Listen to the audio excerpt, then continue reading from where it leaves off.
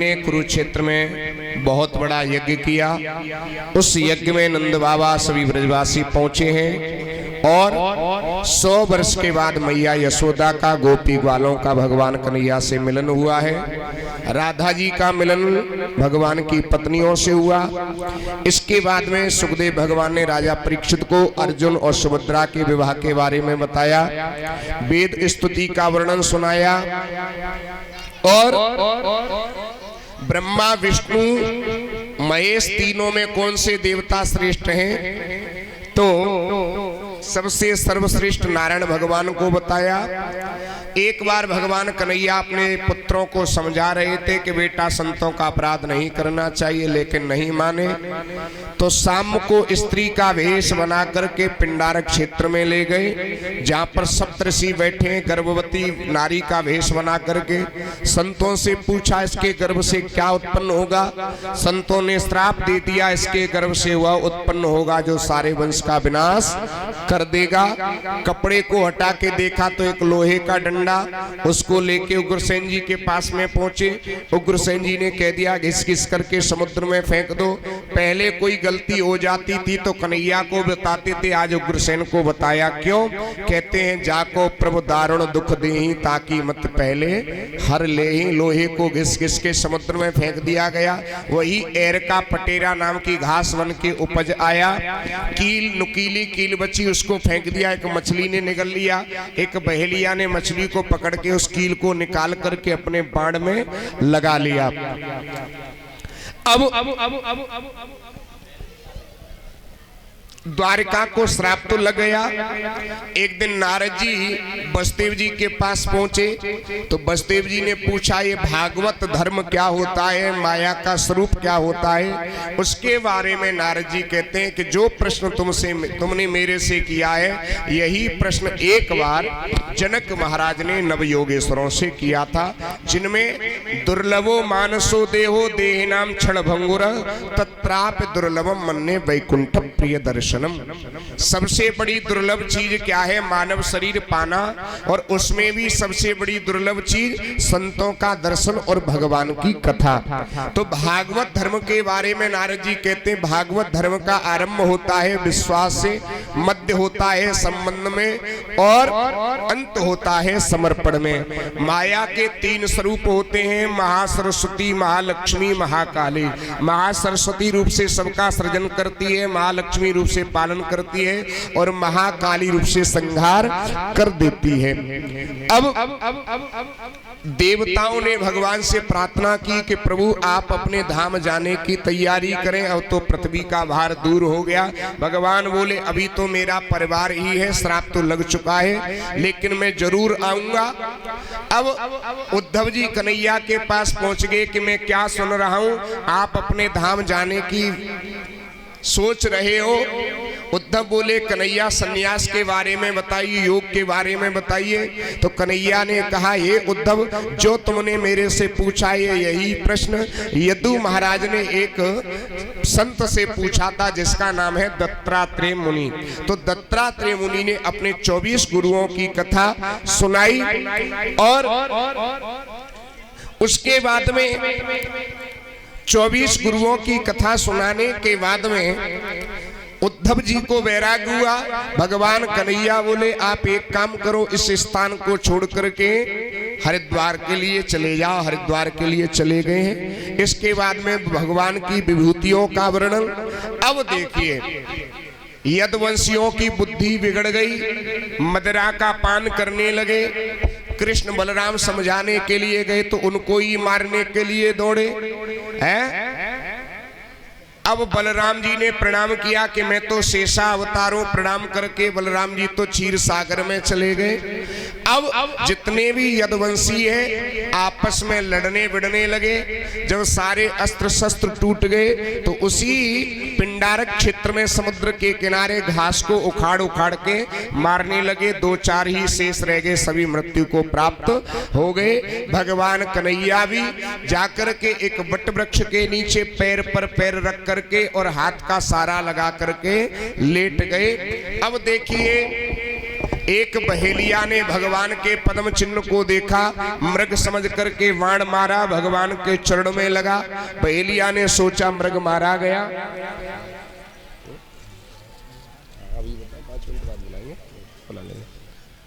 उसने सोचा बहेलिया मारा गया, देखा तो भगवान के पैर से रक्त बह रहा था, भगवान दर्द के मारे रो रहे थे।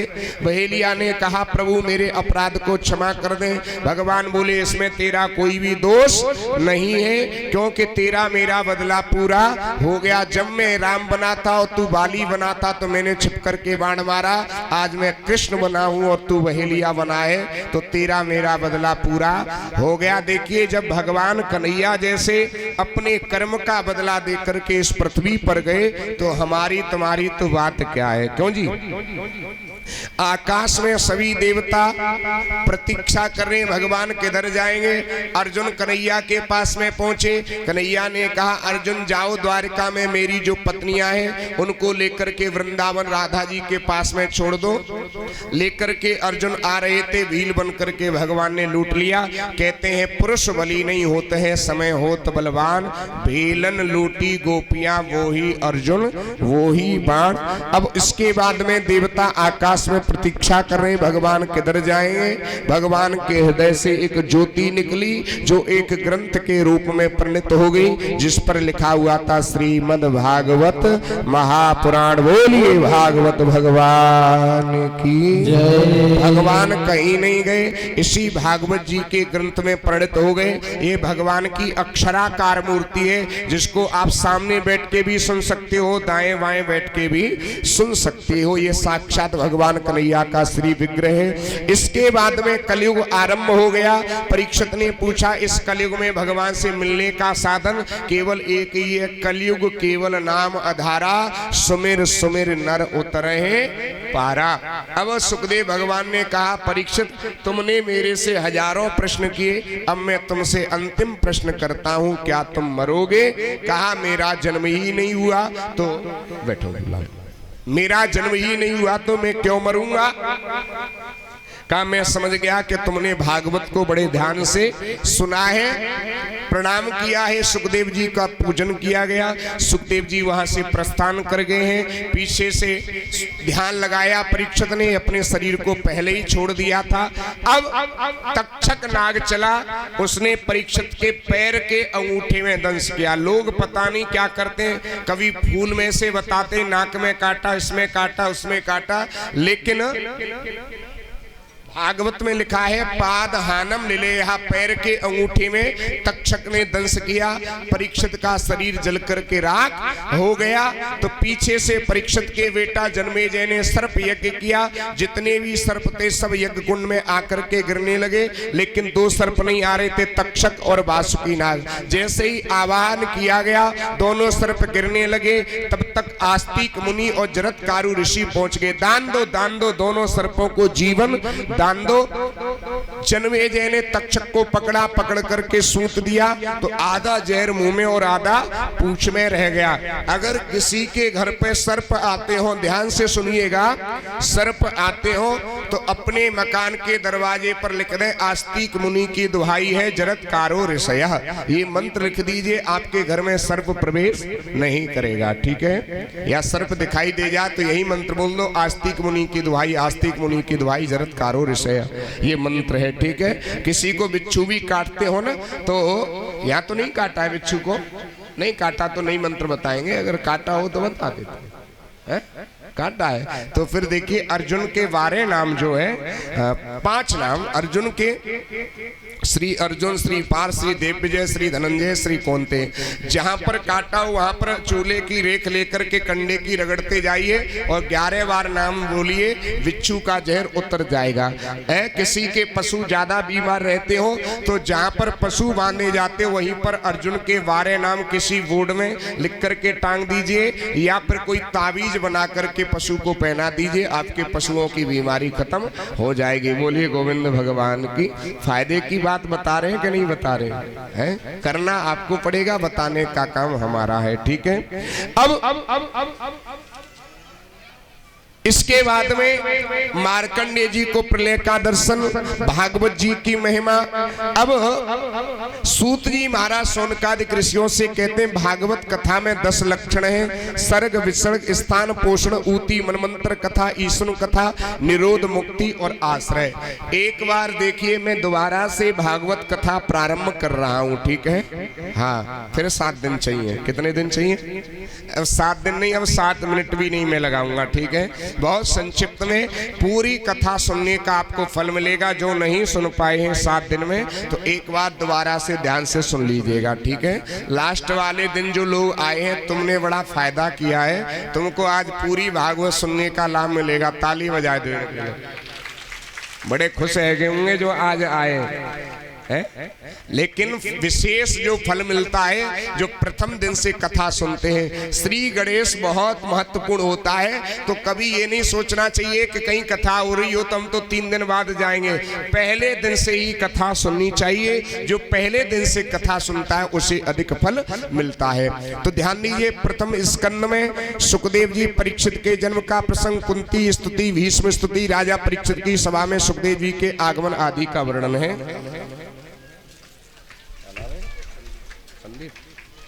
ये भक्तवर संदीप जी जोरदार तालियां।